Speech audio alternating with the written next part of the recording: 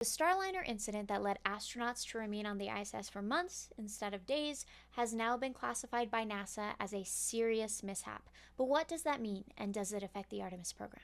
NASA formally designated the incident as a Type A mishap, its highest severity category.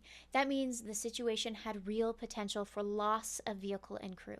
Investigators identified multiple issues. One major factor was insufficient oversight from Boeing and NASA, which contributed to poor decision making. Another critical problem involved the Starliner's thrusters. Several of Starliner's thrusters experienced anomalies during its approach to the ISS. Because of those failures, Commander Butch Wilmore temporarily lost full control of the spacecraft's maneuvering capability. He had to decide whether to proceed with docking or abort and return to Earth. The crew ultimately docked safely, but thrusters are not only essential for docking, they are also required to properly orient the vehicle for its deorbit burn and re-entry into Earth's atmosphere.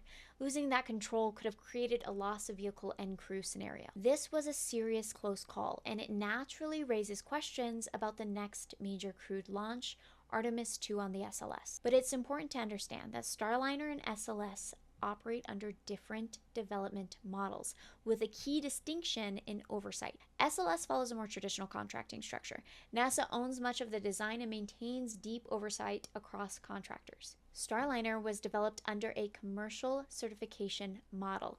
Boeing owns more of the vehicle while NASA verifies requirements rather than directly managing every design element. Different development models meant different levels of oversight, and in Starliner's case, investigators concluded that oversight was insufficient. What happens next? Well, Jared Isaacman, the new NASA administrator, did a great job at investigating this. There will be change, and Starliner will not fly another crew until the root causes are fully understood and corrected. And that scrutiny is exactly what's meant to protect the next crew that flies.